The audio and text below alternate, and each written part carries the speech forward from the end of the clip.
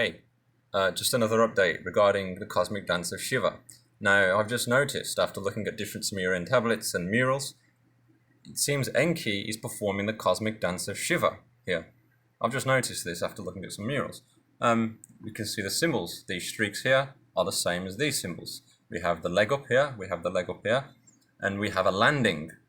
So it looks like either a smoke plume or that the landing is so hard that it's crushed through the rocks. And in the case of Shiva, the landing is so hard that it's crushed somebody here. And yeah, this is very, very undeniable. This is definitely the Cosmic Dance of Shiva, and this is Enki. We can see the other mural of Enki here. Here's Enki, got the helmet, the horns, and the sacred bull. So, you know, in different Indo-Aryan religions, Indo-Iranian, Indo-Aryan, they have the bull, he's sacred. No, not just the bull is sacred here, we have aquatic creatures, flying creatures, all around Enki, not just the bull. So he's protecting the bull in particular, but also aquatic creatures, the fish, and flying creatures. Now, you know, everybody knows in Hinduism, Sanatana Dharma, the bull is sacred. We see Shiva now with his sacred bull. Sacred cow, sacred bull. And, you know, it's the same as Enki. Now, another thing I don't know much Sumerian cuneiform, but I know this means God. This 8-pointed star is the DINGIR. DINGIR. That means God. So it's saying, this is God. Came down. Now, what is this? What cuneiform is this? That's a fucking arrow. I mean, I can't read cuneiform, but if I was to see, if I was to just look at this, I'd say this is saying God came down. I don't know what this means. There's a cross box, and I don't know what that is. But this is the name of this deity, I believe. So, oh yeah, this would be the name of the deity, I believe. But this is also depicting that this is a god. That's the DINGIR. I can show you. The DINGIR. You see this? Usually translated DIGIR is a Sumerian word for God. Now, when it's written with the stylus, this is how it looks with the stylus.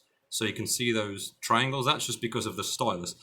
But fundamentally, it's an 8-pointed star.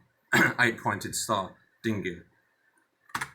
You see here, it's an 8-pointed star. Again, 8-pointed star, and the 8th point is coming down. So it's saying this God came down. It's that simple. There's no mythology about that. It's saying something very serious here. It's not mythology. This is something being seriously depicted. Now we have ancient flying creatures, ancient flying deities, God. Whether it was from Mars or Nibiru, that's debatable. It could have been an antediluvian pre-cataclysmic civilization. Whatever it was, they had flying vehicles, and they were very powerful flying vehicles. And they had different weapons, different technology. This is why you have multiple arms symbolizing different Hindu deities, because they have different weapons, different attributes, different tools, different things that they used, you know? So that's why they're depicted sometimes in many arms. It's not so much that they had like 20 arms. It's like when the people were depicting them, they had to depict them in one picture. Say, look, here's one picture of this deity, and this is what the deity had. They had the ability of flight. They had this, whatever the fuck this is. They had this. They had this. Shiva has this. Shiva has this. He may have had many arms, but in particular, it's just showing in one image everything that this god had. It's got the helmet. It's got the helmet. And now this is undeniably the same symbolism. So again, the DINGIR, God. This is God. I know that. I don't know much Sumerian cuneiform, but I know that means God. And there's a straight line on the 8th going down. I don't know what this means, but to me it just looks like an arrow saying that God has came down. Yeah, so if anybody wants to leave a comment, if you know any more, if you can add anything to this, it'd be greatly appreciated, because I've just stumbled upon this and I don't know if anybody else has made this connection between Cosmic Dance of Shiva and Enki. I believe this is Enki because we can tell by the leg, the helmet, etc. It's crazy. I need to translate this. I believe it could be Enki. Could try typing in Enki.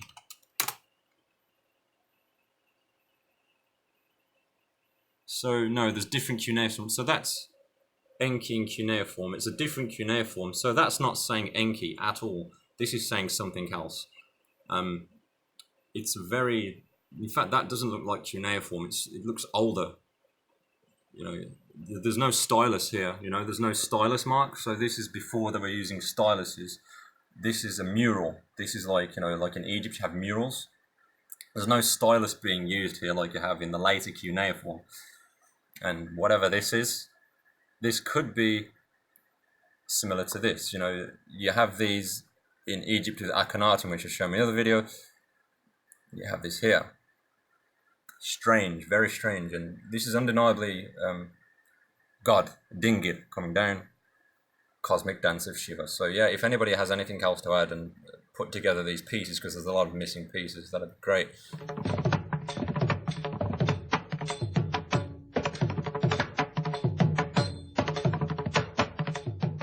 Another popular form of Shiva is Nataraja. You may wonder as to why Nataraja is always shown as a dancing figure. Natana or Natya means dance and Raja is king. Nataraja is the lord of dance.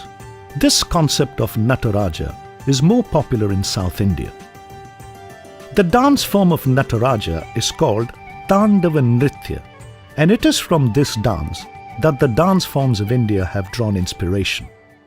There are many types of Tandava Nritya, the prominent ones being Ananda Tandavam or blissful dance and Rudra Tandavam or a fierce dance. जटाटवीगलज्जल प्रवाह पावितस्थले गलेवलं यलम्बित भुजङ्गतुङ्ग मालिका डमड्डमड्डमड्डमन्निनादवड्डमर्वयं चकार चण्डताण्डवं तनोतु न शिव शिवम् तनोतु न शिव शिवम् Shiva Shiva Shiva Shiva Shiva Shiva Hara Hara Hara Hara Hara Hara Shiva Shiva Shiva Shiva Shiva Shiva Hara Hara Hara Hara Hara. The Tandava Nritya is a cosmic dance, a dance of the cosmos. When the cosmos is about to be created, we have Shiva performing the Rudra Tandavam. Once the universe is cooled and there is some peace, the dance of Shiva is called Ananda Tandavam. This dance form of Shiva has been brought out in iconography. The dance form of Shiva in this icon has an outer ring which is shown with tongues of flames emerging from it, called the Jwala Prabha or disc of fire. The Nataraja form is a fine blend of artistry, geometry, cosmology and absolute reality in a balanced manner. The figurine itself has one leg raised and the other resting on a human figure. It has been best brought out in iconography of the Chola bronzes in the last 1,000 years. The form at the feet of Nataraja is not a child but an Asura. This Asura has a name. He is known as Apasmara, meaning ego, conceit. This Asura at the feet of Nataraja represents man's ego, which has to be constantly kept under check. The term Asura should not be loosely understood as a demon as is being ascribed in the modern English language. Asura also means one who is strong and one who uses his powers forcefully for selfish needs. This depiction is considered to be symbolic of keeping one's ego under check, because man, however strong, is no match for the cosmic rhythm and will be crushed in the flow of the cosmic forces. Ego is also a roadblock in the path to knowledge. Learning can only start with an awareness and acceptance of ignorance. It is sad that a few have not understood the splendor, the grandeur of what Nataraja stands for and have criticized that he is trotting on, dancing on a child. This realization and understanding is what Ananda Tandava Nritya of Nataraja is expected to convey to those who see this idol and are willing to reflect on it.